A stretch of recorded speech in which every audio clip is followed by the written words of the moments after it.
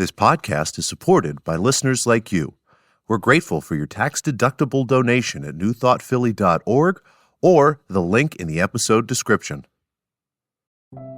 A practical prayer is a prayer that works. These discussions between Reverend Bill Marcioni and Carol Lawrence dive into the details of how it works and how to work it. Reverend Bill is a New Thought minister and the author of Practical Prayer for Real Results. Your new life begins with a new thought. Carol Lawrence is on a spiritual quest, finding the New Thought teaching after decades on the pulpit in 3 different traditional denominations. I've got some questions. Together, they're exploring the philosophy and activities that come together from many of the world's religions to create the practical spirituality that is New Thought.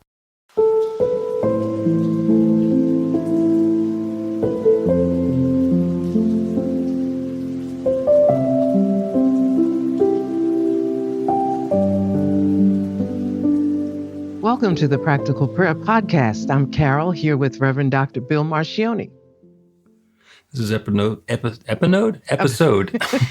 number 193 of the Practical Prayer Podcast. So we have been at this for some time. So congratulations to us. And after all of that time, you have a topic for us today, which is pretty fundamental to a spiritual practice. It's fundamental. However, it doesn't mean that it's comfortable or, that, okay, this is fundamental. We just do this and go on to the next thing. I think it's, anyway, what I'm encountering is a lot of insecurity about it, fear, how to do it right, what's going to happen. What do I think is going to happen? This is for the people around you? Yeah, for the people around me. And, because you're pretty fearless. Listen, I'll just go for it, I go for it. Right. I was in your class. If I have any problem with anything, pretty much I open my notebook. Really, you have no idea. I probably wrote down every single word you said in those classes back in those days. And my notebooks are there. And I go right back. Because sometimes I think about texting you and asking about something. And I'm thinking, why are you going to bother him? He already told you. Go look at your notes. Well, if there's something I said 2 or 3 years ago, you can ask me about it again, see if I have the same answer. Okay. I'll keep that in mind. Me. So the topic is meditation. Okay. So what is the pushback that you are hearing from folks about meditation? Okay, so first, the word that I would put up first is fear. Because what if I don't do it right? And the whole thing is there's so much to read about meditation, and you're reading from people who have mastered it. I'm going to say mastered the art. I don't know if that's correct to say, but mastered the art of it. And you think, oh God, I can't, 30 minutes, a half hour, 2 hours, I can't do that. There's no way I can do that. And okay, well, 15 minutes, that sounds, but no, there's no way I can do that. And you get all the way down to 3 minutes, and what if I go to sleep? And it's just a whole, I think when you look at the fear part of it, that takes up a whole lot before you can even get to techniques. But we'll see where you go with it. What do you think? Okay. Yeah, the fear part about meditation is the fear of the unknown and what if I can't do it and what if I do it wrong. And the interesting thing about meditation, and it's interesting about a lot of practices, is thinking about it and trying to figure it out before you do it is much different than doing it and then doing a lessons learned afterwards. So for anybody who is afraid of doing meditation wrong, the only way that you can do meditation wrong is to not do meditation, to think about meditating and then not meditating, because anything can be a meditation. And just saying, I am going to meditate is the beginning of a successful meditative practice. So I just happen to have past 2,500 days of my daily meditation. And I've been doing a daily meditation much longer than that, but there's this app, and I started using the app a long time ago, I think 2018 or something. And it keeps a log. And I started doing a daily meditation using the app. And then I missed a day, 200 days, and I missed a day. And then since I picked it up again, I've done 2,500 days in a row. And people would say, wow, that's amazing. And it's like, I didn't do it to get 2,500 days. I did it because I wanted to be doing the practice, and the app is keeping track of it for me. And I would love to tell you that every last one of those meditations was deep and inspiring and profound. And I went into the zone, and I was able to commune with the infinite and listen to the still small voice of God. And not once did my laundry list of to-do items go through my head, and not once was I distracted by something that was going on in my life or the news. And that'd be lying. It's just straight up, that'd be lying. Okay. Right. And some of the meditations were right there in the groove, and I just felt that connection with the infinite. And other meditations were just, can this be over yet? I have other things that I want to do. The dog is nudging me. It's time to take him for a walk. There's, everything in the world is on my mind. And people, there's the saying, practice makes perfect. Mm-hmm. And what I say is practice makes practiced. Just do it. I actually was just finished another course. This one's on intuitive meditation. And the idea is that anything can be a meditation. Give it a try and see if it feels meditative for you. Mm-hmm. You don't need to do a meditation by sitting on a purple pillow with, your hands and legs folded in the appropriate positions in silence. Some people, that would make them completely crazy. Some people, if they have to sit up, it gives them a discomfort in their back, so they have to lie down. Some people, if they lie down, they fall asleep, in which case they feel like they were a failure at their meditation. Some people like to walk in nature. And the important thing, as far as I'm concerned, is to not be doing something else while you're meditating. So, I'm going to walk in nature, but I'm also going to be on my way to the store, and I'm going to have my AirPods in so I can have a phone call while I'm doing that. And I'm going to pick up the groceries when I'm there. That's not a meditation. That's an errand, and they're both valuable. But pick a time that you can decide. This is a time that you get to have just for yourself. It's where you get all the rest of the chatter out, everything that's distracting you, and be able to focus on the infinite presence, that divine mind that abides within. So comment then on, because this is a specific concern that I hear. What about my mind? I don't know where it came from, the idea that you're trying to not think anything. Your mind is just blank, which I think is probably totally impossible. But is that true, or is slowing down your mind? What is the state of mind that we should be in? First of all, I don't like the word should. One of my teachers said, don't should on yourself. Don't let anybody else should on you. So the opportunity that we have in meditation is to slow things down and to quiet our mind so that there's room for something new to show up. Mm-hmm. The way that I like to phrase it is that prayer, especially practical prayer, is when we are speaking to the infinite. There's an infinite creative power, a divine intelligence that knows and creates and does everything. And in a prayer, we are able to speak to that power and tell it the desired experience we'd like to have. Meditation is when we get quiet and listen to it. So if, in fact, that infinite intelligence was going to be having a dialogue with us, then in prayer, we can set our intention and communicate with it. And in meditation, we can listen for the response. Because wouldn't it be just so foolish to have the infinite creative power that creates everything, creates everything that does exist, that ever has existed, and is currently creating everything that is coming into being now, to have it speaking to us and be so busy doing something else we don't hear it? Wouldn't that be silly? That's the purpose of meditation. You don't have to stop thinking. You just have to allow a little bit of space. And you've had that committee in your head where everybody's talking and there's like just crowds of information and ideas coming. Blah, blah, blah, blah, blah, blah, blah, blah. And most of the things that are being said are things that you've heard before or thought before or discounted earlier, and it's just coming back up again. Mm-hmm. So it's, and some of it is prognosis about the future, being able to project what we think is going to happen next based on what's happened in the past. what we do in those cases is we are losing our attention on the present moment. We're living in the past, we're living in the future, we're not right here and now. The whole point in meditation is just to be present. So one of my favorite really simple meditative practices is to sit quietly. And I do it with, I can sit cross-legged now. It took 4 or 5 years for me to be able to do that without being in pain. And you don't have to. You can just sit or otherwise be still and try 5 minutes. And all you do is just tune out all the other sounds. Do it the place where you can be quiet and count your breaths. Take a breath in and breath out. That's 1. Try not to think about anything. If a thought comes along, then you just say thank you and you let it go, knowing that if it's an important thing, it'll come back again. And if it wasn't important, then they don't need it to be there anyway. 2.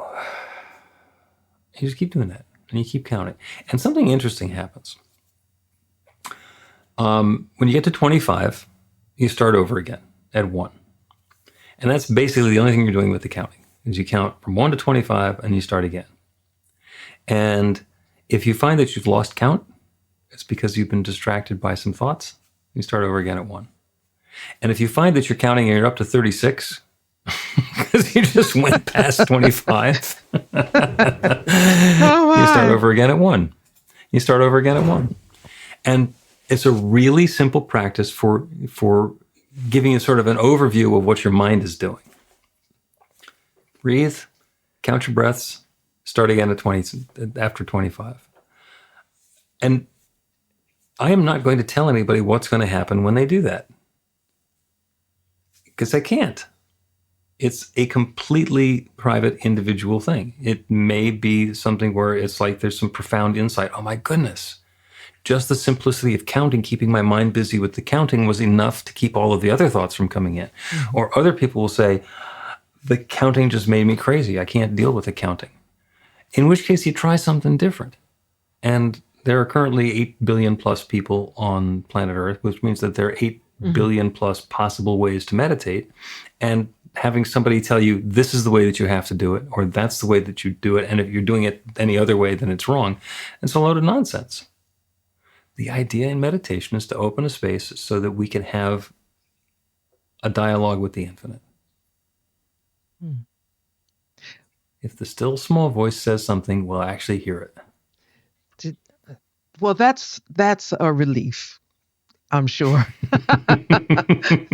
Okay. Yes, I think about when I listened, I listened to you in your class, and then, of course, I'm reading a whole bunch of stuff, and I was going to do this, and I was thoroughly exhausted when it got to the listening part, the quieting part, because it's so many breathing techniques, like you breathe in 4, you hold 4, you let it out 5, and then you hold it, and I was doing that.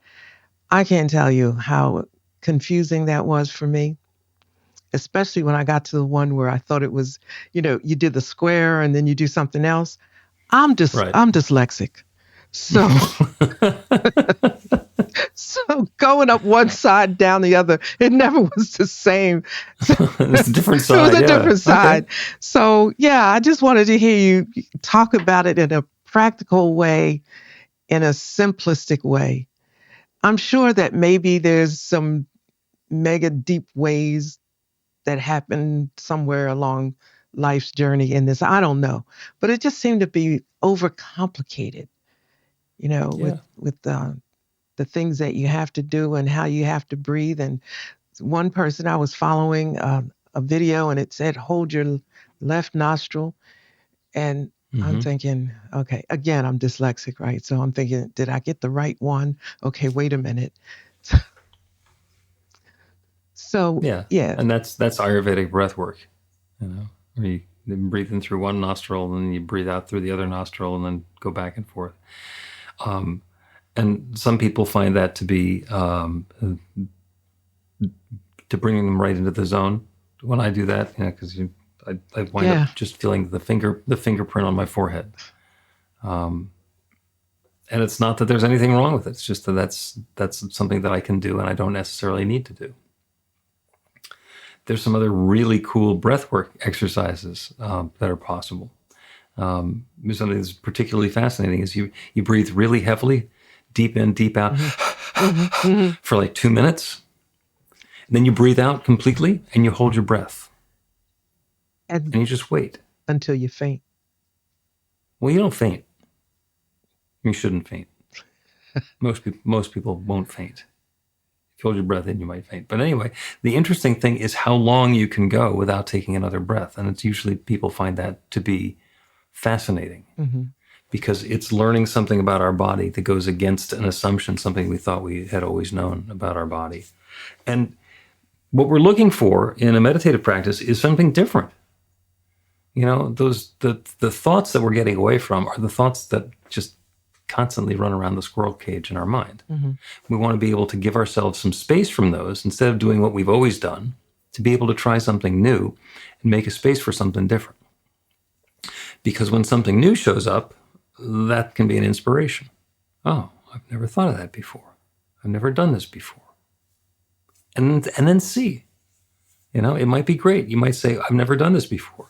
I don't like it. I'm not going to do it again. That's fine too. That would be difficult because you meet the subject of meditation everywhere. You know, it's just everywhere. Yep. And I was invited to do something about a year ago, and they said, "Oh, we would just love for you to lead us in the opening meditation." And I'm thinking, "Oh God." You know, first thing I thought was like, I don't do this.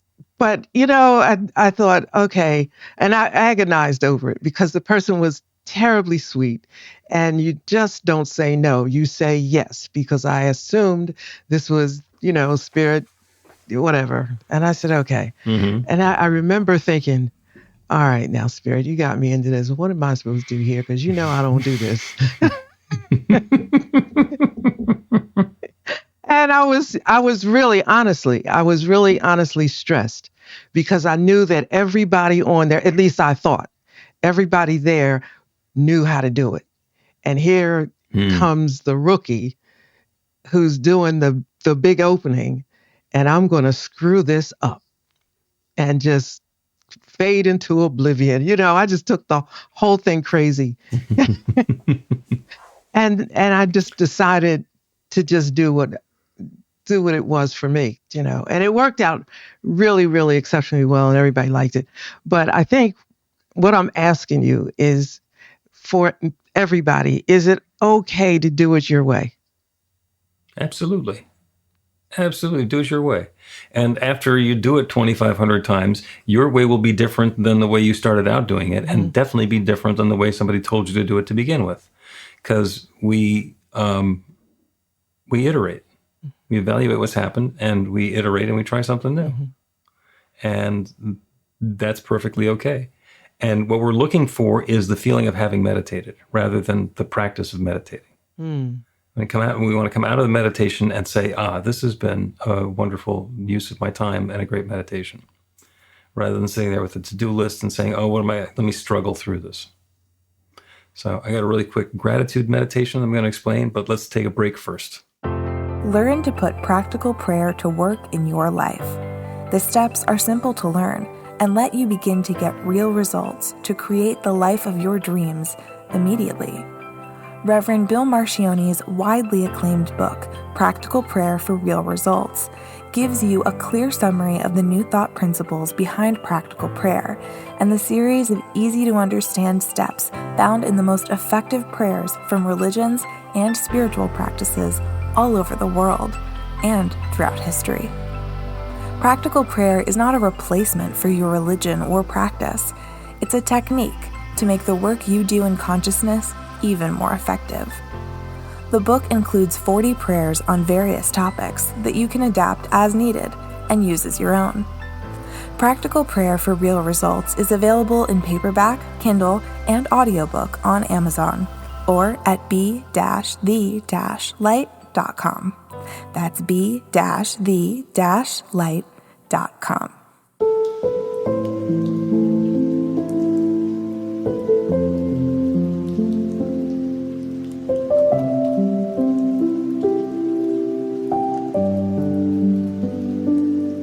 Welcome back to the Practical Prayer Podcast. I'm Carol, here with Reverend Dr. Bill Marcioni.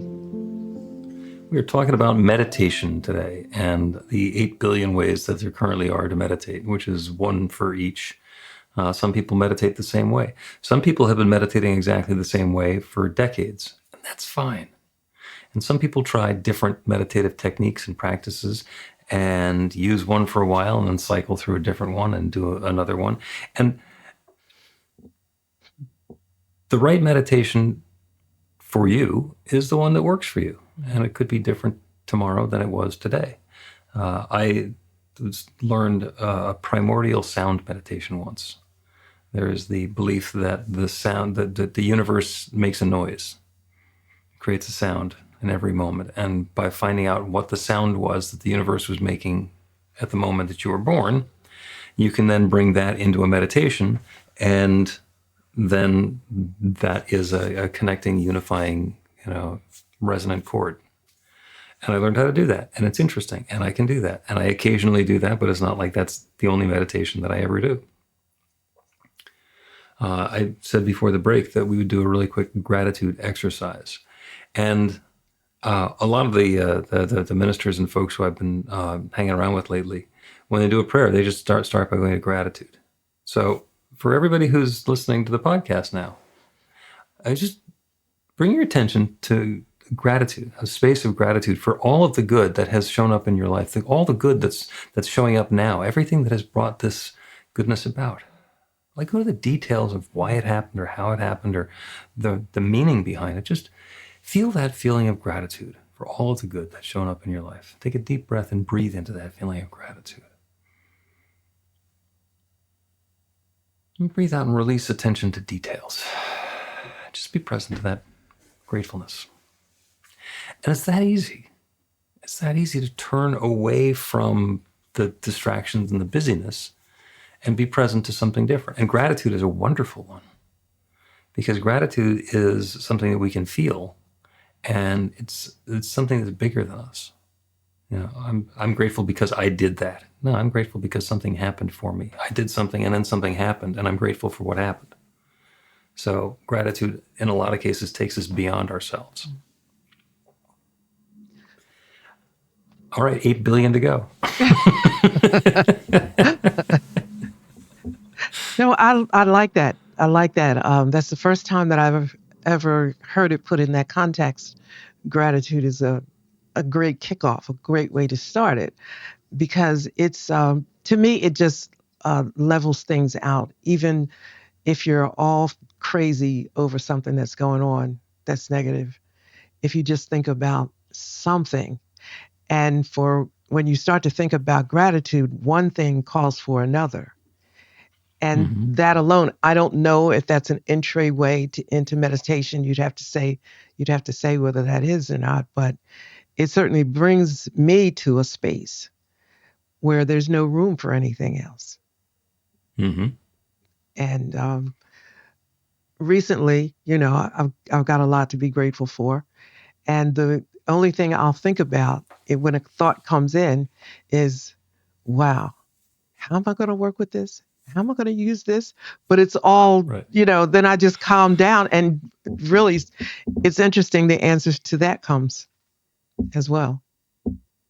Yep. Yeah. Yep. There are experiences that we can have where bringing the experience into a meditative practice can change the experience. So some people are really afraid of heights, for example. And I'm one of those people when I'm on the edge of a cliff, I get really, really nervous. And that's actually a natural one. Fear of heights is something that's built in for humans. And of course, I spent time rock climbing, so actually on cliffs and climbing over the edges and stuff. One of the things that I discovered is that if I get myself to the top of a cliff and I put myself in a place where I'm safe, where I don't feel like I'm about to fall off the edge of the cliff, it is tremendously powerful and uplifting for me. So I sometimes like to go to the top of a cliff and sit and meditate, because I can feel the power and the presence and the potential that's there. There's all of that energy is still there as well. Some people, that wouldn't do anything for them. So, do something different. if you find yourself going to the park and the little kids on the swing sets and all the noise that they make is making you annoyed, try meditating there. Mm-hmm. And don't listen to the noises that they're making and the things that they're saying. Listen to the joy that they're having and the glee that they're expressing. And see if you can resonate with that. And that could be uplifting, or it could just piss you off. But we're not looking for a single meditative experience that's going to be everything. We're looking for, how am I interacting with this? How am I responding to this? And that's a great one because I've done that and in the park, and whatever. And it just takes a minute or so. I just shut them out. I don't even hear them anymore. And at some point, I remember a couple of times when I was finished, I was really grateful for that noise and all that busyness because I really felt like I didn't hear it after a certain point. I shut it out. And I was suddenly in a very quiet, private space. So it could work all kinds of ways for you, I suppose. Mm-hmm. Yeah. And just do it. Just give it a try. If there are people, and my dad used to say, I can't meditate. And this was so long ago that I didn't try and talk him into it. It's like, okay, you can't meditate, fine. And, and for him, it was because his brain was going really fast and he was really used to that. And he liked figuring stuff out. Mm-hmm. And when we're meditating, we are not figuring anything out. Yeah. We are letting go of everything that we already thought we knew and looking for some new perspective or awareness. I had an experience this morning. I do these meditations. They're like a dozen times a week. But on Monday, Wednesday, and Friday mornings, we do them on Insight Timer. So it's a simulcast. And when I scheduled the one on Insight Timer for this morning, because you have to say when it's going to be, and I set them for 8:03 Eastern Time. And I had typed in 8:14. And I got to the meditation. It's like, this is not going to start until after the meditation is done. And I had the opportunity to beat myself up. And then I realized that I didn't have to do that. This is something that has happened. And you can't change it. You gotta lock it in 2 days ahead of time. So there was the opportunity to surrender the way that I would normally want to beat myself up for that. And I told the people who were on the meditation, the live meditation on Zoom, what had happened. And we turned that into the meditation. So it was about when something happens, we can use it to beat ourselves up. We can lament over it. We can wring our hands. We can talk about all of the bad things, or look at the possibilities that are opening up and what we've learned. Mm-hmm. So now I know to double check the time. There's a little button that says, "Are you sure?" So I should be sure. I should double check myself. And I gotten the date wrong once before, so now I know to check the date and the time. And then other things occurred to me, things that I, have learned, things that I know now that are part of my knowledge base. And I remember, how they came into being. And one of them was, don't wear flip-flops when you ride a bike. Yeah. And yeah. I remember exactly the injury that caused me to learn that. And I was able to be gentle with myself. Mm-hmm. And those are the sorts of things. If I had just thought about, injuring myself when riding my bicycle with flip-flops, and I did this when I was 12, I think. When we go back and revisit those things, we just have the same experience again, how stupid that was, and I wish that hadn't happened, and the pain of the moment, and all the rest of it. And yet, when we let go of that energy and open up to the bigger picture, there's something different that happens. Okay, well, I haven't had that injury in the intervening, 60 years, 50 years. That's good. Mm-hmm. There's other things that came to mind that I had learned and I got to learn once, and now I've incorporated them. And when we take those experiences into meditation, instead of just the voices beating us up inside of our own heads, it leaves a little bit of space. Okay, maybe there is something good that happened here. Mm-hmm. Maybe there is something helpful and uplifting that's happened here, even though it just seemed like a mistake at the time. Now, I'm not going to suggest, let's do the self-flagellation meditation. where we take things into into the quiet that we usually beat ourselves up for and see if something different comes up. But there's always a possibility for something to come up in meditation. And the idea is to quiet ourselves down from doing the same things that we always do, to invite in, to allow a little space for something new. Mm-hmm. And I'm a big fan for asking for something new, or to see the good in this. What good is, and I won't say especially if it doesn't seem good. It just doesn't matter. I just want to see the good in this. Or if this is the road that I'm taking, show me the good that's going to come out of it, beyond what I may see. And I think it's, I'm not sure if the right word is surrender. It might be going in, because for me it would be, because I'm a planner. I'm just a planner. And I haven't given it up yet, although I don't plan like I used to. I don't think that I should give it oughta. Need to. Yeah, I don't need to give it up. I just need to use it as a guide. That's pretty much how it is now.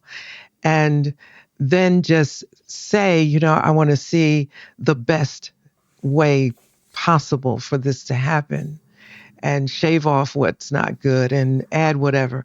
And I feel like I'm just saying, okay, this is the part I've done. Now, let's see what's going to happen when Spirit has the freedom with me out of the way to see how it can work out. And it does. Yeah. It's an interesting journey, that shift from planning or control freaking. Potato. Yeah, you and I have similar backgrounds and perspectives on that, because we both have the ability to figure stuff out and put all the pieces together and micromanage it so that it comes together the way we want it to. And I have found lately that I'll get an idea. This is the thing that I want to do, and then I'll just kind of start letting it happen. And instead of saying, let's get out the spreadsheet and the details and work out every last little thing, I give myself enough space and time. And what happens is, sometimes in meditation, sometimes as I'm just doing other things, something will come to mind. Oh, if we're doing this over here and we want to do that over there, then we're going to have to find a way for these to fit together. And this isn't a matter of me micromanaging it. This is a matter of the pieces sort of fitting together and something being handed to me. So it's much less work. Mm-hmm. It is. To your point there, I was, my favorite store is Home Depot. I can go in there and stay for hours. It's just ridiculous. Yeah. And any aisle put me in, I'm happy. And so I went for one thing. Obviously, I got in there and got carried away. And, and so here's that mind of mine. You reminded me when you said we could do things. And I got an idea, and I just put the whole thing together by going up and down my basket. The project was done. When I got finished, I grabbed a guy, with the apron, and said, "This is what I'm doing. Check this basket. Make sure I got everything I need." He looked at me and he said, "Ma'am, you ought to be wearing this because it's all it's all done." But the funny thing was, though, when I got home, I thought, do I really want to do this? Do I really want to do this? So a good meditation along the way, or conversations, because I don't know if you said don't meditate while you're in the supermarket or whatever, but I kind of feel like, can you do that? Because I really needed some intervention. You can meditate while you're in the supermarket, but not if you're simultaneously figuring out how you're going to cook a new recipe. It uses two different parts of either your mind or your spirit. Mm-hmm. So it's possible to make a trip to the supermarket be meditative, as long as you know everything that you're going to get, and it's the same sort of trip that you often do. Because then, instead of worrying, is this the right jar of mayonnaise to get? Yeah.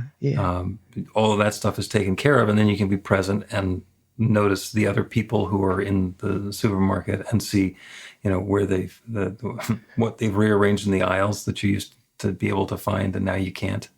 I, So that's I, one of my favorite things. I go to Trader Joe's and they say, "Did you find everything?" And I said, "You tried to hide it again." But yeah, I found it.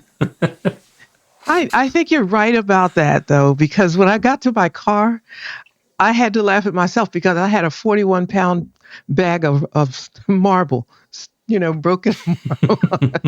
That was nowhere on the list. So being present would have certainly avoided that. It was just, I just stood there and laughed at myself and thought, maybe, and I really did think, I said, you really should have talked to spirit while you were in these aisles and, just this co-creative thing. You just took the whole thing over yourself. So here are my questions about that. Did you do the project? It's on the way. Yeah, I'm doing it. Okay. Yeah. Okay. Do you find that you have leftover parts that it turns out you didn't need for the project? I don't think so. I think there's a slight chance I might have to go back for a little bit more, but I doubt it. I think I hit it on the nose. It's just that it wasn't planned right. I didn't have to do it when I did it. Right. I'm not No, I flogging completely myself, but understand. sometimes I'm trying to practice the presence of God. That Brother Lawrence book I read several times, Practice the Presence of God. I think that in a way can be thought of as meditation, on the spot. And Yeah. keep a little money in your pocket if you do that when you're in stores. Yeah. Yeah. I had one of those because this was yard work weekend, and the first one of the season. And last summer, had a friend go over to we went to Lowe's and got a whole bunch of edging stone because I wanted to put them around my front sidewalk, the entryway to the house. And finally, after months and months of these stones sitting at the end of the driveway, I put them in around the entryway, and I had 6 left. And they've sat there all winter, the entire winter. And I knew what I was going to do with them.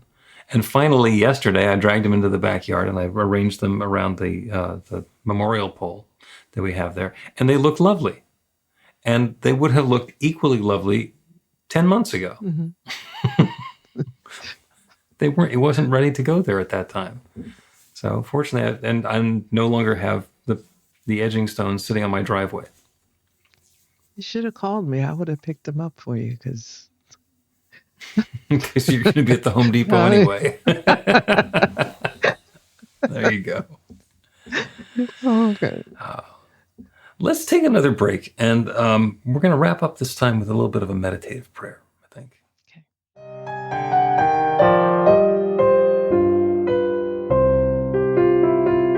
It's Reverend Bill letting you know that the Practical Prayer for Real Results class is now available on demand. That's right, you can take it at your own pace, anytime you want. All of the information is at bethelight.com. That's b-the-light.com.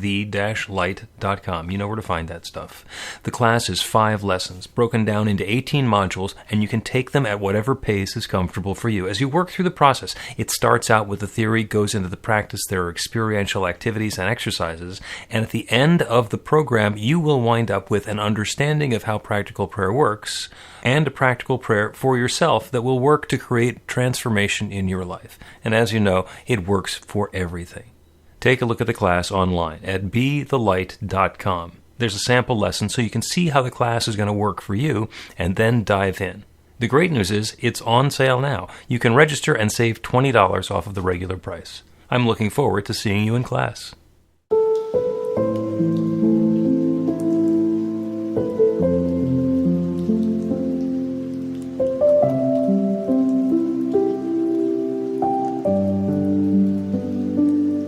Welcome back to the Practical Prayer Podcast. I'm Carol, here with Reverend Dr. Bill Marcioni. A delightful conversation about meditation. And again, the reminder that some people are afraid that they're going to get it wrong and they're not going to do it properly, and then it's somehow going to undermine the effectiveness of the universe or something.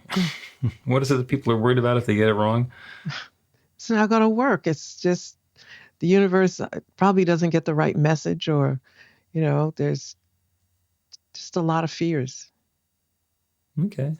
Well, in that case, this prayer is about getting meditation just exactly right. And this will take advantage of the partnership that we have with the infinite creative power that creates everything. Because as we say in practical prayer, the first step is to turn our awareness to the divine power and presence, that creative source that shares itself as everything. It's God, it's nature, it's the Big Bang, it's the divine. That divine presence that expresses itself everywhere as everything. And it's expressing itself right here and right now as me and as each of us, and it's everyone who is listening to this prayer. That infinite intelligence that knows all is the same intelligence with which we are thinking. So as we turn away from the situation and the circumstances that we've been in up until now and invite in something new, that divine intelligence is able to share something new with us. So we know in our heads that there are many, many different ways to meditate. And the way that we meditate could be different than the way somebody else meditates. We know that in our heads.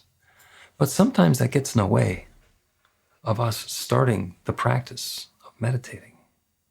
So the invitation now is to know that that infinite power, that divine presence, that one love that shares itself as everything, is now sharing, guiding, expressing, and unfolding an awareness of that next meditative practice to try for each of us. And it could be a hit and a home run, and it could be a step along the way, something where we learn, this is the right one for me now. This is something that I can take advantage of later. This is something that doesn't work for me at all. And to continue in that partnership of allowing ourselves to be open to that guidance, to know that the infinite is even now suggesting to each of us that next experience and expression of a meditative practice. And we'll start now with a deep breath. Breathe in, let yourself be filled. In the same way your breath is filling you, allow yourself to be inspired by that next divine idea. And then as you breathe out, let go of the breath and also let go of your attachment to your next experience being exactly what you thought it should be, that your next attempt at meditation needs to be exactly what you thought. Leave room and another deep breath in. Again, allow yourself to be inspired. Invite in that guidance, that wisdom, that knowing.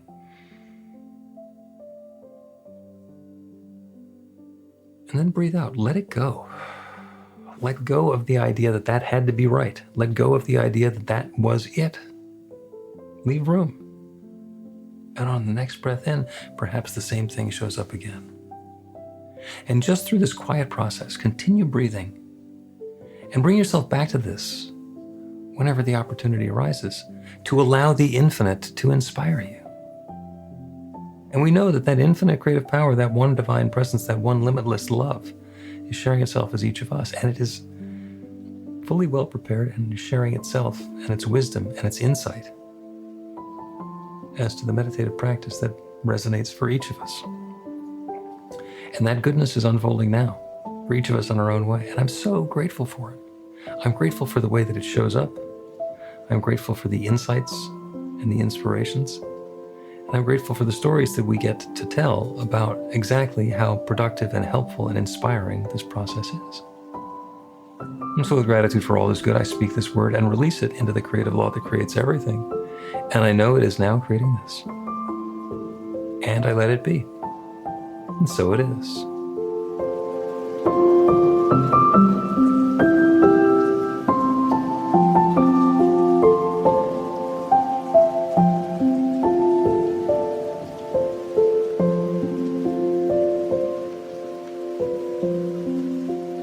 The Practical Prayer Podcast with Reverend Bill Marcioni and Carol Lawrence is a production of BeTheLight.com. be-the-light.com. where you can find more information about practical prayer for real results. Our theme is by Music of Wisdom. You can learn about the spiritual community of New Thought Philadelphia with daily guided meditations, Weekly celebrations of spirit and Reverend Bill's classes in practical spirituality at newthoughtphilly.org.